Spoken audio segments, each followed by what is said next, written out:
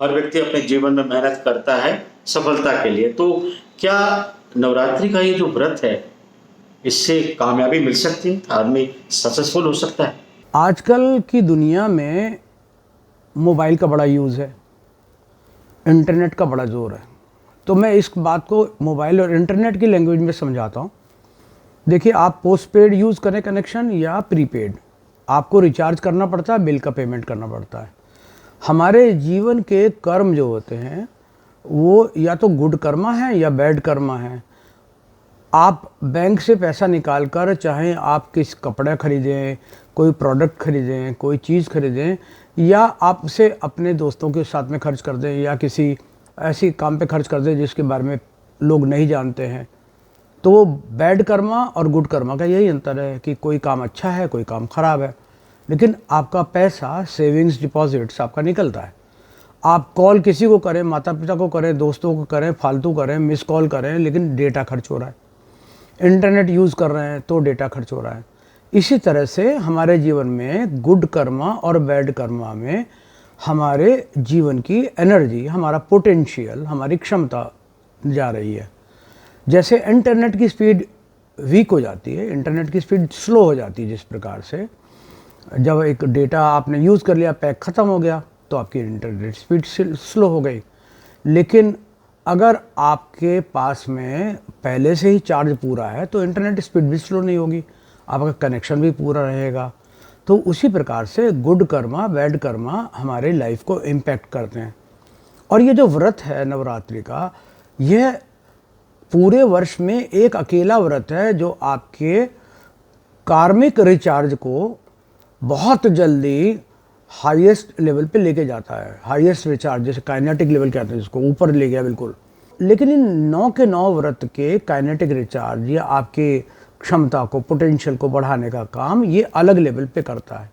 जैसे उदाहरण दिया मैंने कि आपका डेटा खर्च हो गया, इंटरनेट स्पीड स्लो हो गई, जीवन की सक्सेस का रेट घट गया, आपको जो पाना है उसकी स्पीड नहीं मिल रही, आप जो कॉल मिला रहे हैं तो आपको मिल ही नहीं रही है, आपकी कनेक्टिविटी नहीं इस्टेब्लिश हो रही है, आप रोमिंग में गए तो आपको रोमिंग ही नहीं मिल रहा है।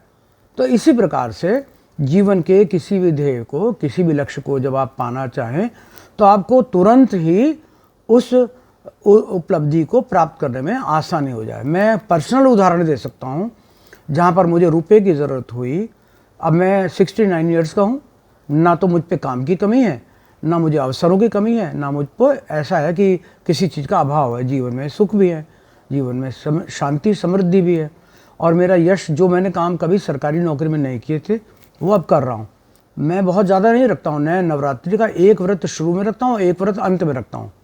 इतने में ही मेरा कार्मिक रिचार्ज 1 साल का पूरा हो जाता है। तो आप लोगों से भी आग्रह है कि अपने कार्मिक रिचार्ज को नवरात्रि के व्रत में अलग अलग उद्देश्यों से पूरा करें। अगर मैं बहुत जल्दी आपको इस वीडियो को सीमित रखने के लिए शॉर्ट में बताऊं कि किस व्रत का क्या कार्मिक रिचार्ज है, तो समझिए कि शैलपुत्री का व्रत जो है आपके जीवन में स्टेबिलिटी देगा। ब्रह्मचारिणी देवी का व्रत आपके जीवन में आपके एनर्जी लेवल को गिरने नहीं देगा, कभी भी फोकस बनाए रखेगा, आप डाइवर्ट नहीं होंगे। अगर हम बात करें कुष्मांडा देवी की, तो कुष्मांडा देवी की ये है कि हम अपने लिए और औरों के लिए जो भी करते हैं, यानी हमारे परिवार के बच्चे, भाई, हमारे माता पिता, उनके लिए भी जो कर्मा करते हैं वो उसमें हमें उसका रिचार्ज मिलता है। ऐसे ही अगर हम कात्यायनी देवी का करते हैं, कात्यायनी देवी के व्रत में हमको जो है हमारी क्षमताएं उससे जितना हम काम करते हैं उससे डबल हो जाती है। आप करके देखिए, एक व्रत रख के देखिए और मन में संकल्प करिए। मैं पिछले वाले पॉडकास्ट में बता चुका हूँ किन ग्रंथों में इसका उल्लेख मिलता है, लेकिन अब मैं आपको यह बताऊंगा अगले पॉडकास्ट में कि किस व्रत का क्या रिजल्ट है, किस व्रत के करने से क्या इम्पैक्ट जीवन में आता है, वो कार्मिक रिचार्ज को कैसे इम्पैक्ट करता है और किस प्रकार से आपके लाइफ की वैलिडिटी बढ़ाता है। जैसे 97 में मेरी माता ने व्रत रखा था मेरे लिए, क्योंकि मेरा एक महामारक योग था, मैं मेरठ में था, तो मेरे माँ ने मेरे लिए भी व्रत रखा और मैंने अपने लिए भी व्रत रखा। लेकिन उसमें क्या हुआ, रिजल्ट क्या हुआ कि मेरी लाइफ का वो फेज़ तो निकल गया, लेकिन मेरी माता को थोड़ा सा लॉस हुआ, क्योंकि वो कात्यायनी देवी का व्रत रख रही थी और इसके अलावा वो स्कंद माता का व्रत रख रही थी, तो उनकी एक आँख की रोशनी चली गई, लेकिन मैं जीवित बचा उस घटना में। तो आप समझिए कि प्राइस तो कुछ ना कुछ जाता है हमारे जीवन से, परंतु वो पीरियड हमारे लिए कुछ दे के जाता है। उसी पीरियड में मुझे 2 बार नेशनल अवार्ड मिले, जबकि वो पीरियड ऐसा था उसमें जीवित बचना मुश्किल था।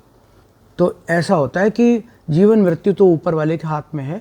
हमारे गुड कर्मा बैड कर्मा का बैलेंस बनाए रखना, एक स्केल बनाए रखना उसका, ये हमारे हाथ में है। और इस प्रकार के व्रत हमारी एनर्जी को, हमारे पोटेंशियल को, हमारी क्षमता को, हमारे वर्किंग लेवल को, हमारे अचीवमेंट लेवल को, हमारे कॉन्फिडेंस को, हमारी आत्मा की शक्ति को ये बनाए रखते हैं।